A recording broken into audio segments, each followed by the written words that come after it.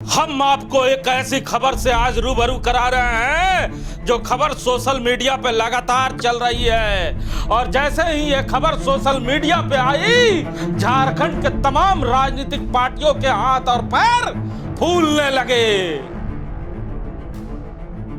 हुआ सड़क पे संग्राम, अब सदन में होगा महासंग्राम।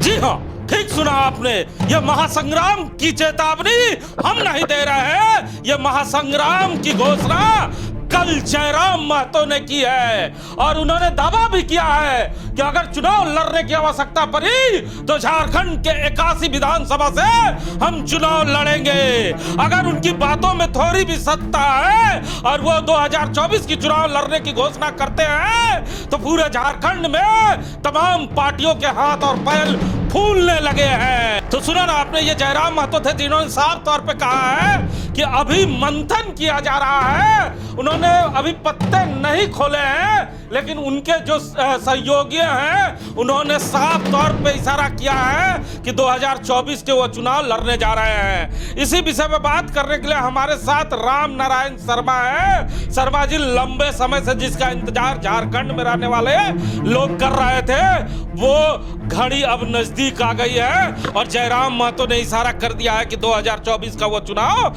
लड़ने जा रहे हैं। तो लोकसभा विधानसभा दोनों लड़ेंगे या विधानसभा में ही हाथ अजमाएंगे? हिमांशु जी, जैसा कि उन्होंने कल तोपचाची में घोषणा किया छात्र नेताओं की मौजूदगी में, आपको ये समझने की जरूरत है कि जिस स्थान से उन्होंने घोषणा किया है वो झारखंड पुरोधा विनोद बिहारी महतो की जन्मस्थली है और इस स्थान का ऐसे ही चयन उन्होंने नहीं किया होगा। एक सीधा मैसेज पूरे झारखंड को टाइगर जयराम महतो ने धनबाद से इस ऐलान को करते हुए, इसका संकेत देते हुए देने के काम किया है, जिसके बाद आप समझ सकते होंगे कि राजनीतिक दलों की क्या स्थिति होगी। इसके अलावा आपने जो पूछा कि ये जो चुनाव की बात वो कर रहे हैं, तो सिर्फ विधानसभा का चुनाव लड़ेंगे या लोकसभा का, तो छात्र नेताओं के जो भाषण है, जो उनकी बोली है, उसको अगर आप सुनेंगे तो साफ साफ उनका कहना है कि अब सीधे सदन में संग्राम होगा, यानी लोकसभा और विधानसभा सभी सीटों पर झारखंड में उनके लोग चुनाव लड़ने को तैयार हो जाए, क्योंकि वे जो सड़क पर बहुत संग्राम कर चुके हैं, कोई उनके पक्ष में निर्णय नहीं आया है। सबसे पहले हम लोग अभी जो झारखंड में ज्वलंत मुद्दे हैं, जैसे 60-40 की नियोजन नीति है और उसको लेकर जो आह्वान किया गया है झारखंड स्टेट स्टूडेंट यूनियन के माध्यम से, उसको लेकर की रणनीति है कि भाई आखिर इतना 3 दिन का आह्वान है, उसे पॉजिटिव वे में किस प्रकार सफल किया जाए, किन किन लोगों से सहयोग मांगा जाए, किस प्रकार से लेटर जारी किया जाए। तो उस पर हमारी बातचीत हुई और 1%, जो कि जाहिर सी बात है, आंदोलन को अगर आप पॉलिटिकल रिफॉर्म के बारे में नहीं सोचते हैं तो इस राज्य को भी नुकसान होता है, देश को भी नुकसान होता है। तो इसलिए 1% इस विषय में भी बात हुई कि यदि सरकार नहीं मानती है, यदि सरकारें झुकती नहीं है, अगर इसी प्रकार इनका रवैया अगर हुड़मुड़ और माने हट धर्मिता बनी रहे, तो जाहिर सी बात है आज जो भीड़ सड़कों पर आई है, जो आवाम सर पे लाठियां खा रही है, लहूलुहान हो रही है, उसे कहीं ना कहीं 2024 में उस भीड़ को वोट में तब्दील करने का प्रयास किया जाएगा। उस पर भी हल्की सी बातचीत हुई है। इतनी बड़ी जनसंख्या को लेकर के आप यही मीटिंग कर रहे थे, फिर पता चला कि 2026 के चुनाव में आप लोकसभा और विधानसभा दोनों जगह हाथ आजमा रहे हैं। देखिए, मैंने स्पष्ट शुरू से कहा है कि हम लोग छात्र हैं, चाहे मनोज यादव रहें, देवेंद्र नाथ महतो रहें या फिर जो अन्य साथी हैं, यहाँ मैक्सिमम पढ़ने वाले सभी छात्र हैं। ये छात्र राजनीति किए हैं, न जाने दर्जन फॉर्म भरने का काम किया है और अभी भी जितने भी लगभग आए हैं 75% जो स्टूडेंट हैं वो फॉर्म भरने वाले ही हैं। लेकिन जो देख पा रहे हैं, जैसा लगातार हमारी नौकरियों को अगर बाहर के लोगों को बेचा जाएगा, तो इसी परिस्थिति में सड़क में ही अगर विरोध करते रह जाएंगे तो शायद लोग नहीं सुनेंगे। इसलिए सदन में जाने का विकल्प तलाशना चाहिए।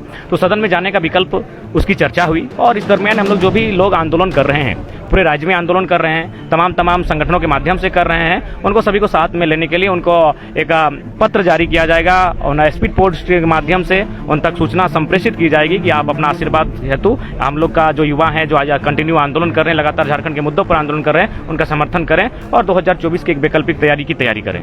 आपने ये जयराम महतो थे जिन्होंने साफ तौर पे कहा है कि अभी मंथन किया जा रहा है, उन्होंने अभी पत्ते नहीं खोले हैं, लेकिन उनके जो सहयोगी हैं उन्होंने साफ तौर पे इशारा किया है कि 2024 के वो चुनाव लड़ने जा रहे हैं। इसी विषय में बात करने के लिए हमारे साथ राम नारायण शर्मा है। शर्मा जी, लंबे समय से जिसका इंतजार झारखंड में रहने वाले लोग कर रहे थे, वो घड़ी अब नजदीक आ गई है और जयराम महतो ने इशारा कर दिया है कि 2024 का वो चुनाव लड़ने जा रहे हैं। तो लोकसभा विधानसभा दोनों लड़ेंगे या विधानसभा में ही हाथ अजमाएंगे?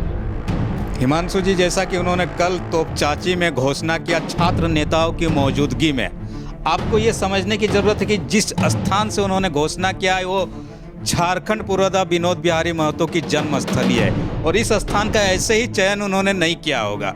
एक सीधा मैसेज पूरे झारखंड को टाइगर जयराम महतो ने धनबाद से इस ऐलान को करते हुए, इसका संकेत देते हुए देने के काम किया है, जिसके बाद आप समझ सकते होंगे कि राजनीतिक दलों की क्या स्थिति होगी। इसके अलावा आपने जो पूछा कि ये जो चुनाव की बात वो कर रहे हैं, तो सिर्फ विधानसभा का चुनाव लड़ेंगे या लोकसभा का, तो छात्र नेताओं के जो भाषण है, जो उनकी बोली है, उसको अगर आप सुनेंगे तो साफ साफ उनका कहना है कि अब सीधे सदन में संग्राम होगा, यानी लोकसभा और विधानसभा सभी सीटों पर झारखंड में उनके लोग चुनाव लड़ने को तैयार हो जाए, क्योंकि वे जो सड़क पर बहुत संग्राम कर चुके हैं, कोई उनके पक्ष में निर्णय नहीं आया। सुना ना आपने शर्मा जी को, लेकिन जल्दी जल्दी हम आपको जयराम महतो के वो दो क्रांतिकारी साथियों का भी बयान सुना देते हैं, जिसमें मनोज यादव और देवेंद्र महतो उनके साथ इस बैठक में थे। वो क्या कह रहे हैं, जरा गौर से पहले ये सुनिए। देखिए, सबसे बड़ी बात है कि 5 साल तक सब लड़का बोलता भैया सरकार नहीं सुने, भैया सरकार नहीं सुने। कल ये तो रुक, सरकार बदल, सरकार में जैसे जयराम महतो को बैठो, सब चीज सुने शुरू कर दो। 5 साल तक हम लोग को बोलते रहता है कि मनोज भैया लड़ेगा, मनोज भैया नेता, मनोज भैया नेता। आज जिस समय आता है टाइम, तक ने दाब देता है दूसरा के। अब जो है सो टाइम आ गया, 5 साल लड़ने की जरूरत नहीं पड़ेगी, रोड में उतरने की जरूरत नहीं पड़ेगी, ना ही उसका हक अधिकार छीना जाएगा। 100% का 100% झारखंडी को लॉक किया जाएगा, जैसा कि दूसरे राज्यों में होता है। ये तभी होगा जब यहाँ का मर्द जैसा आदमी चीफ मिनिस्टर बनेगा। यहाँ पर बता रहे हैं, जो भी काम करने के लिए अगर लाठियां खाने का यदि हम लोग औकात रखते हैं, तो विधानसभा में जाकर के नियम बदलने का भी औकात रखते हैं। इसीलिए अब देख लिए, अब लाठी नहीं, अब सरकार में जाकर के सिस्टम को बदलना है। इसीलिए हम लोग आज बैठे थे। जनता के बीच में हम लोग नए तरीके से इसको बहुमत प्राप्त किए, लेकिन अगर यहाँ भी झूठ बोलेगा तो सबका एक ही राय है कि आदरणीय टाइगर जयराम महतो के नेतृत्व पे पूरे 5 प्रमंडल के सभी कोई जो है कि हम लोग एक नए विकल्प के रूप में आए और सभी छात्र का एक राय है, सभी समाज के सभी वर्गों के, चूँकि हम लोग ज़्यादा दिन तक सड़क पे नहीं रह सकते हैं।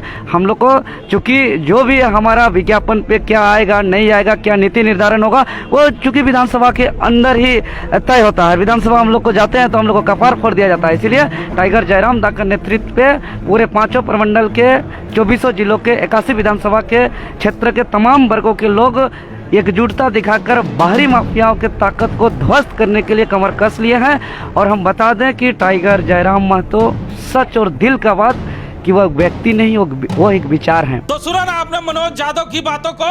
शर्मा जी, मनोज यादव ने साफ तौर पर झारखंडियों से कहा कि 5 साल तक आप हमें नेता मानते हैं, लेकिन वोट करने के समय आप भूल जाते हैं कि हम आपके नेता हैं। उन्हें धोखा का भी डर है कि अगर चुनाव में वो लोग उतरते हैं तो उनके साथ धोखा भी हो सकता है। उन्होंने साफ साफ शब्दों में बता भी दिया है कि आप जो करते हैं, सामने कुछ पीछे कुछ, ये नहीं चलने वाला है। और अगर इसको आप लोग संकल्प लेंगे तभी हम इस तरह के एक्शन लेंगे, अन्यथा ये जो बार बार धोखेबाजी की बात होती है, ऐसे में हम छात्र नेता और टाइगर जयराम महतो अभी सोचेंगे। लेकिन उन्होंने साफ साफ शब्दों में कहा कि 5 साल जो हमें सरकार ने धोखा दिया, विपक्ष ने धोखा दिया, इसका एकमात्र इलाज है कि अब सीधे सदन में हम लोग जाएं और जिस सदन में कानून बनता है वह अगर हम सभी जाएंगे, झारखंड के नौजवान जाएंगे, छात्र जाएंगे, तो कानून बनाने का काम हम सीधे कर सकते हैं। तो कानून बनाने का काम हम सीधे कर सकते हैं, लेकिन जयराम महतो की इस घोषणा के बाद आवाम में क्या चर्चा है ये जरूर हम जानेंगे। लेकिन हम सबसे पहले शर्मा जी से ही जानना चाहेंगे, क्योंकि शर्मा जी भी यहाँ के स्थानीय निवासी हैं और 20 साल से पत्रकारिता भी कर रहे हैं। क्या लगता है कि जयराम महतो का ये फैसला उसे लेट डूबेगा या ये नाव बाहर निकल कर आएगा?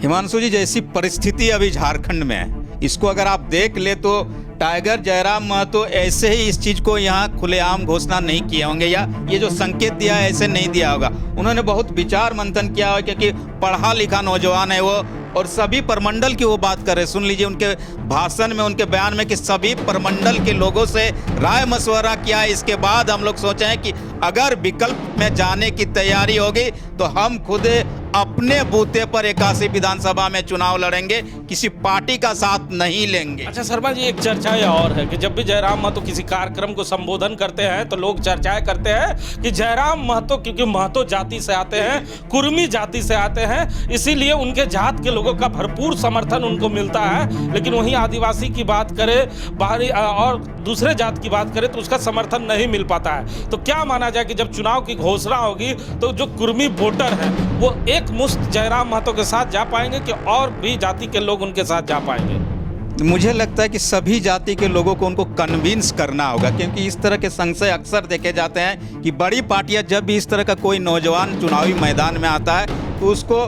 डैमेज करने की सभी पार्टियां कोशिश करती है। आप जानते हैं राजनीति में साम दाम दंड भेद सभी अपनाया जाता है। ऐसे में जयराम महतो को साफ लहजे में सभी लोगों को साथ लेकर चलने हेतु कन्विंस करना होगा। उन्होंने एक तरह से मैसेज दे दिया कि मैं पांचों प्रमंडल के लोगों के साथ बैठ रहा हूँ। अच्छा, आप तजुर्बेदार पत्रकार हैं, लोग बड़ा गौर से आपको सुनते हैं। जरा बताएं कि बोकारो धनबाद में अगर जयराम महतो अपने प्रत्याशी देते हैं तो ये जो 6-8 विधानसभा है, इन विधानसभा में महतो वोटर की अच्छी खासी संख्या है। किस पार्टी को सबसे ज्यादा नुकसान होने जा रहा है अगर जयराम महतो चुनाव में आते हैं?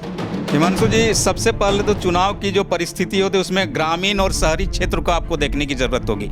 ग्रामीण क्षेत्र में जो क्षेत्रीय पार्टियां हैं उनके लोग चुनावी मैदान में आते और चुनाव जीतते भी हैं। तो ऐसे में जो ग्रामीण क्षेत्र है वहाँ पर सबसे ज़्यादा नुकसान हमारे झारखंड की जो बड़ी क्षेत्रीय पार्टियां हैं, जिसको आप झारखंड मुक्ति मोर्चा कह लीजिए, आजसू पार्टी कह लीजिए, इन्हें नुकसान अवश्य होगा। और शहर की बात करें तो शहर में सबसे बड़ी बात होती है राष्ट्रीय पार्टियों में ये आपके भारतीय जनता पार्टी और कांग्रेस पार्टी के नेताओं की दबदबा इसमें रहता है। तो ऐसे में शहरी क्षेत्र में इन बड़े पार्टियों को नुकसान होना लाजमी नजर आता है। बोकारो धनबाद की बात कर रहा हूँ, जहाँ पे कांग्रेस और भारतीय जनता पार्टी का वर्चस्व रहता है। तो किस पार्टी को सबसे ज्यादा नुकसान कर पाएंगे जयराम अगर जातिगत गणना देखा जाए? जी, जातिगत गणना देखा जाए तो आप साफ देखते होंगे कि किस तरफ महतो फैक्टर, मांझी फैक्टर, जिसको हम लोग आदिवासी फैक्टर कहते हैं, वो किस तरफ है। उसके आधार पर आप साफ समझ सकते हैं कि किस पार्टी को शहरी क्षेत्र में या धनबाद बोकारो में आने वाले समय में अगर टाइगर जयराम महतो